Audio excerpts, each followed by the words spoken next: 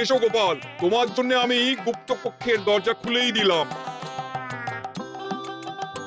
তবে খবরদার, আবার উল্টো পাল্টা স্বপ্ন দেখে ঘুম নষ্ট হওয়ার বাহানা দেবে না। আর কৃষ্ণচন্দ্রকে গিয়ে বলবে তারও আর গুপ্ত কক্ষ দেখতে আসার কোনো বাধা নেই। আর একটা কথা,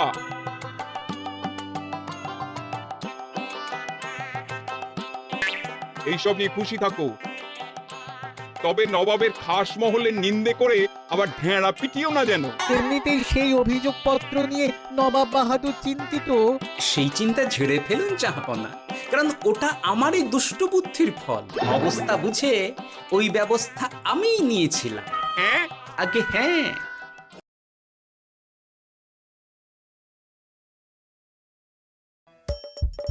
হাসির রাজা, জ্ঞানের রাজা, রসিক রাজা। অনেকদিন কৃষ্ণচন্দ্রকে জব্দ করা হয়নি যে, মনটা তাই কেমন যেন উসকুস উসকুস করছে। সেটা তো গোপালের জন্যে। গোপালই তো মুশকিল আসান হয়ে সব সামলে দেয়। প্রতিবারে সামলে দেয় বলেই কি আর এবারে সামলাতে পারবে? না না না না না, এবার কৃষ্ণচন্দ্র জব্দ হবেই হবে, তবে একটু অন্যরকম ভাবে। আপনার কথাটা তো কেমন অন্যরকম শোনাচ্ছে জাহাপানা। তাহলে তুমি শোনাও। কি জাহাপানা? আমার কত ধনরত্ন আছে সেটা কি তোমার জানা আছে উজির? না জাহাপানা, তবে জানার আগ্রহ আছে বিস্তর।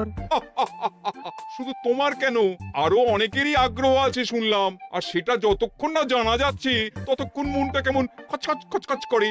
করে বই কি, এই তো প্রশ্নটা শোনার পর থেকেই আমার মনটাই কেমন একটা উসকুস উসকুস করতে শুরু করে দিয়েছে।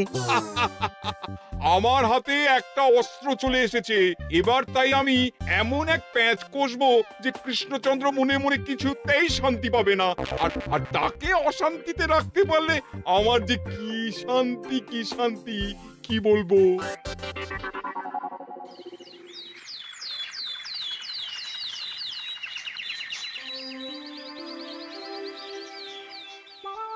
কি যে বলি, মানে এমন আমন্ত্রণ পেলে তো আর না বলা যায় না। যে আমন্ত্রণ পত্র পেয়ে আপনি এত উল্লসিত আনন্দিত, সেই আমন্ত্রণ পত্র কার মহারাজ?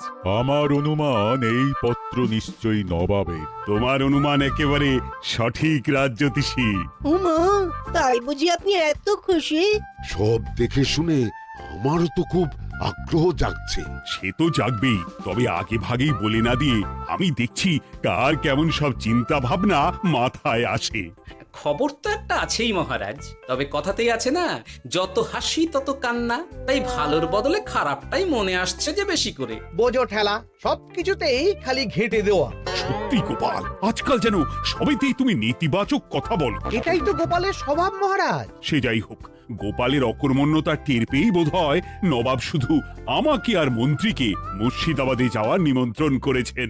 বেশ তো, ঘুরে আসুন না তবে, শুভস্য শীঘ্রম। তবে দরকার পড়লে এই ভাঙা কুলো গোপালকেই দরকারে লাগবে, কথাটা যেন খেয়াল থাকে মন্ত্রী মশাই।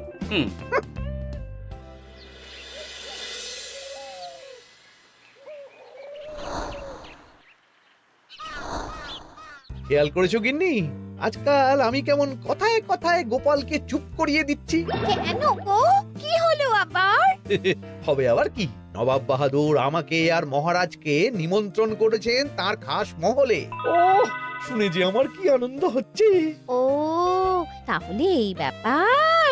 আস্তে গিন্নি আস্তে, নবাবের ধন সম্পদ দেখার শখ মহারাজের অনেক দিনের। আমি শুনেছি নবাবের ওই খাস মহলের ভেতরেই নবাবের গুপ্ত কক্ষ আছে, যেখানে নবাব হীরা জহরত এসব রাখেন। একা তো সেখানে যাওয়া যাবে না, তাই এই মহারাজকে নিয়ে তুমি মুর্শিদাবাদে যাবে? শুধু যাবো তাই নয়, নবাবের গুণকীর্তন করে তার মেজাজ এমন ভালো করব যে নবাব সেখান থেকে কিছু দান খয়রাত করে ফেলবেন আমাকে। তাই নাকি? তবে না তো কি, গোপাল তো খেতে পাবেই না, গন্ধও শুঁকতে পারবে না। তুমি তো বারবারই চেষ্টা করো গোপালকে সরিয়ে দিয়ে বাজিমাত করতে, কিন্তু শেষ পর্যন্ত চিৎকাত হয়ে যাও। গোপালই তো তখন উদ্ধার করে, সেটা তোমার খেয়াল আছে তো? আমার মাঝে মাঝে সন্দেহ হয় গিন্নি, তুমি তলায় তলায় দল বদল করে গোপালের দলে চলে যাওনি তো?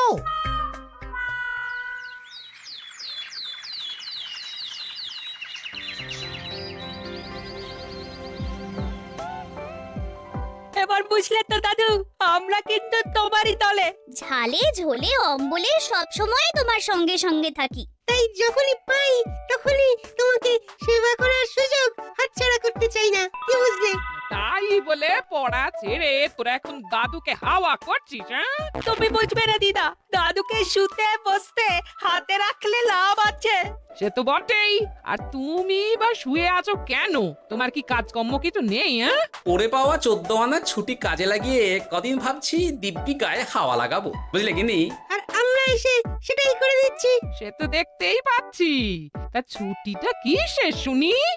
ওদিকে মহারাজ আর মন্ত্রীমশাই নবাবের কাছে গেছেন, তাই এদিকে আমি শুয়ে পড়েছি, এই আর কি। কথাতেই তো আছে, চাষি গেল ঘর, লাঙল তুলে ধর, তাই না গিন্নি? কথায় কথায় দাদু ভালোই দিয়েছে। কোথায় মহারাজ তোমাকে সঙ্গে করে নিয়ে যায়নি বলে তোমার আফসোস হবে তা নয়, উল্টে তুমি শুয়ে শুয়ে হাওয়া খাচ্ছ। আমার মন বলছে শুধু আমি নয়, নবাবও বাজাচ্ছেন ওদিকে। মহারাজ আর মন্ত্রীমশাইকে ঘটা করে কি আর এমনি এমনি ডেকে নিয়ে গেছেন সেখানে?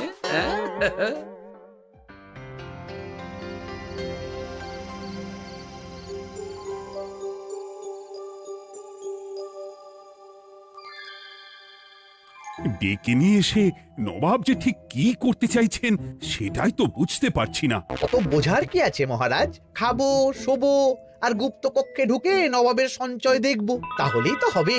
তাই কি আর হবে কে জানে। না না, জানতে তো আমাকে হবে। এখানে এসে তোমাদের কোনো অসুবিধা হচ্ছে কিনা সেটা আমাকে জানতে হবে না? আপনি কিচ্ছু ভাববেন না জাহাপানা, ব্যবস্থা সব করাই আছে। না না, এমনিতে কোনো অসুবিধে নেই, তবে একটা অস্বস্তি হচ্ছে বটে। আসলে মহারাজ বোধহয় মনে মনে ভাবছেন নবাব বাহাদুর নিশ্চয়ই তাকে ডেকে এনেছেন তার গুপ্ত কক্ষে কত মণিমাণিক্য ধন সম্পদ আছে সেটা দেখানোর জন্য। তাই নাকি? মানে এখানকার হিরে, সেখানকার চুনি, অমুক দেশের পান্না, তমুক দেশের মুক্তো। শুধু কি তাই, আরো কত কি। হ্যাঁ হ্যাঁ, সেগুলো যতক্ষণ না দেখতে পাচ্ছেন ততক্ষণ মহারাজ ঠিক স্বস্তি পাচ্ছেন না। এই যে কৃষ্ণচন্দ্রের যে আমার ধন সম্পদ দেখার প্রবল ইচ্ছা আছে সেটা আমার ভালো মতোই জানা আছে। তবে সবাইকে তো সবটা দেখাতে নেই, আর সবার জন্য সবটাও নয়, তাই না? তাই কি জাহাপনা? তাই গুপ্ত কক্ষের ভেতরে কি আছে সেটা না হয় না দেখাই থাক। না না, তোমরা বরং খানা পিনা করো গিয়ে, হ্যাঁ, বিশ্রাম নাও। উচিত তোমাদের খেয়াল রাখবে, কেমন? এই রে, এটা কি হলো? কি আবার হবে? তোমার পাল্লায় পড়ে মান সম্মান সব গেল। এর থেকে আমার কৃষ্ণনগরই ভালো।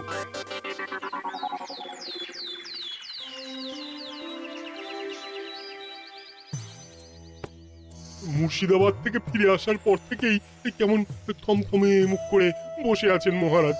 ব্যাপারটা কি? খাতির যত্ন কেমন হলো মহারাজ? কোনো ত্রুটি ছিল নাকি? না না, তেমন কিছু নয়, তবে যে উদ্দেশ্যে নবাবের কাছে যাওয়া সেটাই তো সফল হলো না। গুপ্ত কক্ষে ঠিক কি কি ছিল সেটাই তো জানা হলো না, তাই না মহারাজ? উদ্দেশ্যটা আসলে কার ছিল সেটা আমি এখন ঠিক বুঝতে পারছি। তোমাকে আর সাফাই দিতে হবে না। সেই বুঝবেন, তবে দেরিতে বুঝবেন। কি আর করা যাবে, ফলে যা হওয়ার তাই হবে। না না, তাই বলে নবাব যেভাবে তার গুপ্ত কক্ষে ঢুকতে না দিয়ে আমাকে অপমান করেছেন সেটা আমি মোটেই মেনে নিতে পারছি না। মহারাজের এই অপমানের শোধ তুলতে পারে একমাত্র গোপাল, আমি নিশ্চিত। ঠিক বলেছেন, গোপাল যদি দেয় কোনো চাল তাহলেই নবাব হবেন নাকাল। না না, এর মধ্যে গোপালের ঢোকার কোনো দরকার নেই। এটা মহারাজ আর নবাবের ব্যাপার। তুমি চুপ করো, কে কোথায় ঢুকবে সেটা আমায় দেখতে দাও। এখানে আর দেখার কি আছে মহারাজ? নবাবের মুখের ওপর তো আর কিছু বলা যাবে না। তুমি বলো গোপাল, সুযোগ পেলে তুমি নবাবকে পাল্টা শিক্ষা দিতে পারবে কিনা? সুযোগ পাওয়া যায় না মহারাজ, সুযোগ তৈরি করে নিতে হয়। তাই আমি সুযোগ তৈরিও করব আর তার সদ্ব্যবহার করব। আর এটাও বলে রাখছি, নবাবকে নাকাল করে সুদে আসলে আপনার অপমানের বদলা নিয়ে তবে ছাড়ব।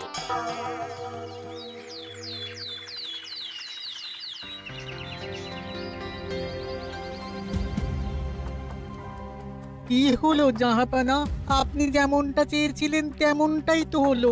মহারাজ কৃষ্ণচন্দ্র মনের কথা মনেই চেপে রেখে মুখ চুন করে পালালো, তারপরেও আপনার মন ভালো নেই? না না হুজির, ঠিক জমলো না। তার উপর আবার এই বেনামি পত্র। সে কি, মহারাজ কৃষ্ণচন্দ্রকে অপমান করে তাড়িয়ে দেওয়ার পরেও জমলো না? হ্যাঁ, আর কোন পত্রের কথা বলছেন জাহাপনা? কে পাঠিয়েছে, কোথা থেকে পাঠিয়েছে কিছুই বুঝতে পারছি না। তবে দু চার কথা যা লেখা আছে এতে, তাতেই তো চোখ কপালে উঠেছে। আমার খাস মহলের ব্যবস্থাপনায় নাকি ত্রুটি আছে, অতিথি আপ্যায়নে বিস্তর গলদ। সেটা আবার 5 কান? এই না মানে 1 কান হলো কি করে? কানাকানি হোক বা না হোক, জানাজানি হতে কিন্তু দেরি নেই। নাও থালা সামলাও, এদিকে গোপালও এসে হাজির। এমনি এমনি কি আর এসেছি জাহাপনা?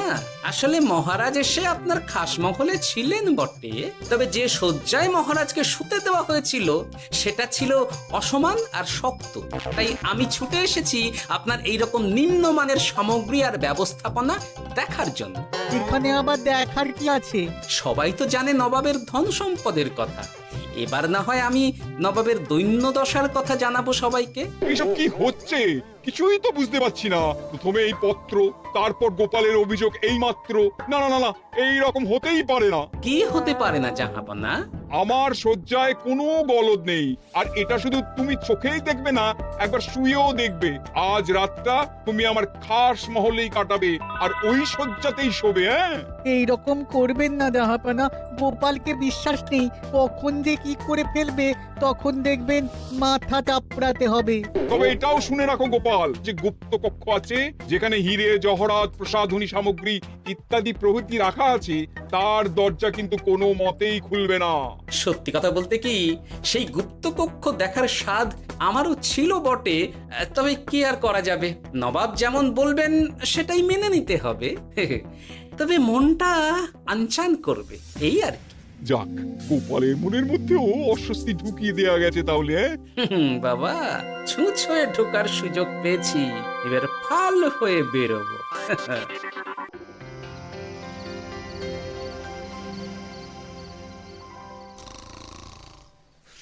আপনি কিচ্ছু ভাববেন না জাহাপনা, গোপালকে আমি চোখে চোখেই রেখেছি।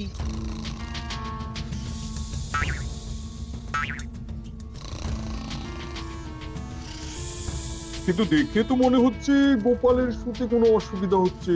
তা কি করে হয় জাহাপনা? অবশ্য কায়দা করে গোপালের মনে যে গুপ্ত কক্ষের ভাবনা ঢুকিয়ে দিয়েছেন, হতে পারে তার জন্যই সে আনচান করছে।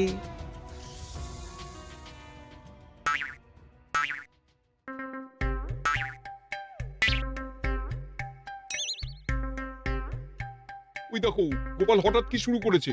তাই তো, কিন্তু কি করতে চাইছেটা কি? কি হলো গোপাল, কিছু বলবে নাকি? এ কি, আমি কোথায়? ও, এটা তো রাসমহলই মনে হচ্ছে। এখানেই তো তুমি ছিলে, কি মুশকিল। আচ্ছা, তোমার অসুবিধাটা ঠিক কোথায় হচ্ছে বলো তো? না না, শুতে তেমন কোনো অসুবিধা বোঝার আগেই তো অন্য অসুবিধে শুরু হয়ে গেল। আসলে সত্যি সত্যি তো আর গুপ্ত কক্ষে ঢুকতে পারিনি, তাই স্বপ্নে ঢুকেছিলাম মনে হলো। তারপর সেখানে ঢুকেই দেখতে পেলাম বস্তা বস্তা ধনরত্ন। আমি তো সেই বস্তার ভেতরে হাত ঢুকিয়ে সেগুলোকেই দু হাত দিয়ে তুলছিলাম। এবার তো বুঝতে পেরেছো যে তুমি স্বপ্ন দেখছিলে। এবার ঠিকঠাক ঘুমো তাহলে।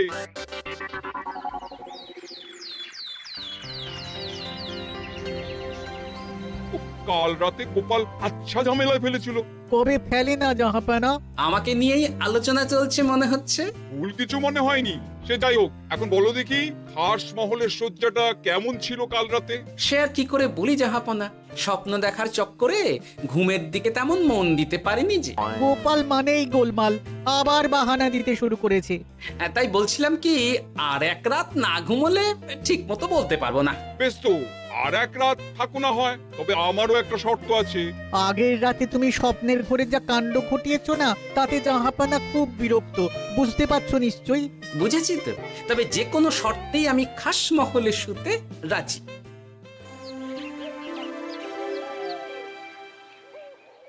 আমার এক কথায় রাজি হয়ে গোপাল নবাবের কাছে ছুটে গেল, কিন্তু কই, এখনো তো ফিরে এলো না। এমনও তো হতে পারে মহারাজ যে নবাব গোপালকে আটকে রেখেছেন। কেন? গোপাল তো দাবি করে যে সে তার বুদ্ধির জোরে যে কোনো বাধা বিপত্তি থেকে বেরিয়ে আসতে পারে। এবার তাহলে ফেঁসে গেল কি করে? না না, গোপালের কোনো বিপদ হবে না, দেখবেন গোপাল এবারেও ঠিক বেরিয়ে আসবে। হ্যাঁ, গোপাল আসবে হেসে হেসে, মহারাজ দেখবেন বসে বসে। আমার ধারণা কিন্তু যে কোনো শর্তেই নবাব গোপালকে শায়েস্তা করেই ছাড়বেন। গোপাল যখন নিজে থেকে নবাবকে খোঁচাতে গেছে তখন আঁচড় তো খেতেই হবে। কি জানে নবাব আবার গোপালকে কিভাবে জব্দ করছেন কি জানি।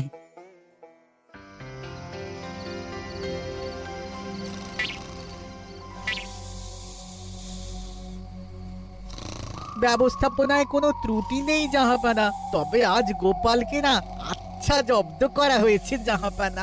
গোপালকে আজ আর বালিশ দেওয়া হয়নি। এমনটাই তো নির্দেশ দিয়েছিলাম। দেখি আজ মনে হচ্ছে গোপাল বিশেষ ক্যাম্পও করতে পারবে না। কিন্তু একি গোপাল যে আবার উসখুস করছে। তাই তো দেখছি। এক্ষুনি গোপালকে ঘুম থেকে ডেকে তুলে দিতে হবে, না হলে আজ আবার একটা অনিষ্ট করবে। না না, আজ আর কিছুই করতে পারবে না, বালিশই তো নেই।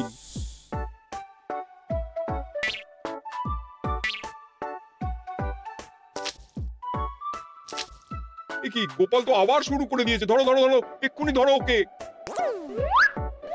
আরে ওঠো ওঠো, জেগে ওঠো গোপাল। আরে হচ্ছেটা কি? আজ আবার তোমার কি হলো? এ হে, আজ আবার একটা গন্ডগোল করেছি মনে হচ্ছে। গন্ডগোল বলে গন্ডগোল, জল ছড়িয়ে কি অবস্থা করেছো দেখো। আমার কোনো দোষ নেই, কিন্তু সেই আবার গুপ্তকক্ষের স্বপ্ন এলো আর গোলমাল হয়ে গেল। আজ আবার কেমন স্বপ্ন এলো? গুপ্তকক্ষের যেদিকে আরব আর পারস্য দেশের আতরের সম্ভার ছিল, স্বপ্নে সেই দিকে ঘুরছিলাম আজ। সেগুলো ছড়িয়ে ছড়িয়ে দেখতে দেখতেই স্বপ্ন ভেঙে গেল। বটে, দাঁড়াও, কাল সকালই তোমার ব্যবস্থা হচ্ছে।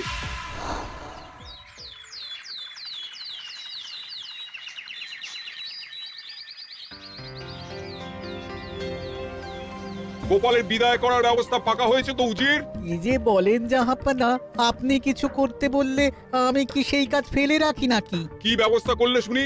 তোমার তো আবার 18 মাসে বছর। এবারে আর সেটা বলতে পারবেন না। ঘোড়ার পিঠে চেপে এতক্ষণে হয়তো গোপাল কৃষ্ণনগরে পৌঁছেও গেছে। যাক, আপদ বিদেয় হয়েছে তাহলে। সর্বনাশ হয়ে গেছে জাহাপানা। আবার কি হলো? গোপাল তো ওই খাসমহল ছেড়ে যায়নি, উল্টে কোথা থেকে একটা ওই ঢেড়া জোগাড় করে এনে ওই সবকিছু ঘেঁটে দেওয়ার চেষ্টা করছে।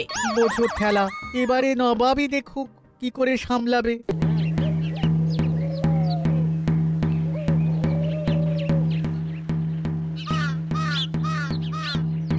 শুনুন শুনুন শুনুন। আরে আরে আরে, আরে কি শোনাচ্ছটা কি গোপাল? এখনো শোনাইনি, তবে শোনাবো শোনাবো ভাবছি। সবাইকে জানাতে গেলে এই ঢাড়া পেটানো ছাড়া আর উপায় কি? কিন্তু জানাবেটা কি? এই যে নবাব যে অতিথিদের ডেকে এনে তাদের নিশ্চিন্তে ঘুমোতে দেওয়ার ব্যবস্থা করতে পারেন না, এটা তো সবার জানা দরকার। কি বিপদ! না না না না, এই বদনাম নিয়ে আমি গোপালকে কোথাও যেতে দেবো না। তাহলে কি করতে হবে জাহাপানা? আজ রাতে গোপাল খাস মহলে শোবে। এই তো এবার পড়েছেন গোপালের জালে।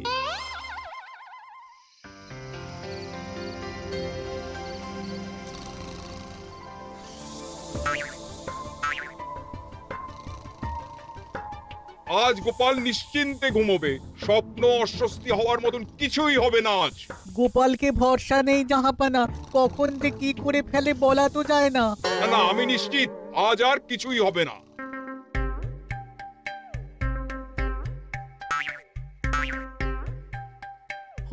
হবে না বলতে বলতেই হতে শুরু করেছে জাহাপানা। আরে ওকে গিয়ে চেপে ধরো এক্ষুনি। ঘুমের ঘোরে আবার কি করছো গোপাল? এবার আবার কি হয়েছে? আবার কি স্বপ্ন দেখছিলে নাকি? কি মুশকিল হলো বলুন তো দেখি। গুপ্তকক্ষে ঢুকতে পারিনি, কিন্তু তার স্বপ্ন দেখা তো থামছে না। তার মানে? আজ স্বপ্নে দেখছিলাম গুপ্তকক্ষের একদিকে দামি দামি রেশমি কাপড়, মসলিনের বিপুল সম্ভার, ওই সেগুলোই টেনে টেনে দেখছিলাম আর কি। তাই বলে পর্দা ধরে টানাটানি করতে হবে? ওই দেখুন, ওগুলোকেই তো মসলিন ভাবলাম। না না না না, এবার আমি মনে মনে স্থির করে ফেলেছি এই ঝামেলা থেকে বেরোবার একটাই উপায়, আর সেটাই এবার আমি করব।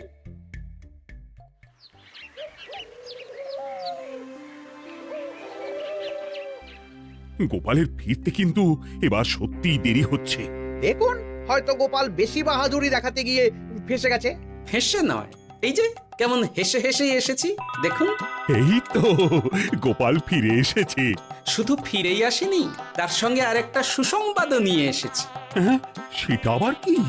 আমার প্যাঁচে পড়ে নবাব শেষ পর্যন্ত বাধ্য হয়েছেন গুপ্তকক্ষ খুলে দিতে, সঙ্গে কিছু উপঢৌকনও দিয়েছেন।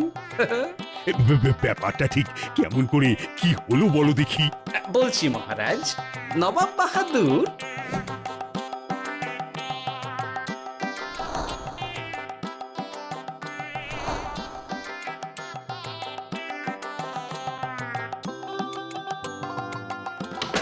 এসো গোপাল, তোমার জন্য আমি গুপ্ত কক্ষের দরজা খুলেই দিলাম। তবে খবরদার, আবার উল্টো পাল্টা স্বপ্ন দেখে ঘুম নষ্ট হওয়ার বাহানা দেবে না। আর কৃষ্ণচন্দ্রকে গিয়ে বলবে তারও আর গুপ্ত কক্ষ দেখতে আসার কোনো বাধা নেই। আর একটা কথা,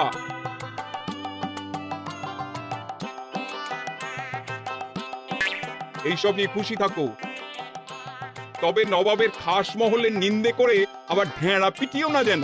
এমনিতেই সেই অভিযোগপত্র নিয়ে নবাব বাহাদুর চিন্তিত। সেই চিন্তা ঝেড়ে ফেলুন জাহাপনা, কারণ ওটা আমারই দুষ্ট বুদ্ধির ফল। অবস্থা বুঝে ওই ব্যবস্থা আমিই নিয়েছিলাম। হ্যাঁ, আগে হ্যাঁ। সাবাস গোপাল, তুমি তাহলে শেষমেশ যে কোনো উপায়ে নবাবকে মাথা নোয়াতে বাধ্য করলে। আপনাকে কেউ অসম্মান করলে আমি যে নিজেকে সামলে রাখতে পারি না মহারাজ। সত্যি গোপাল, তোমার তুলনা হয় না।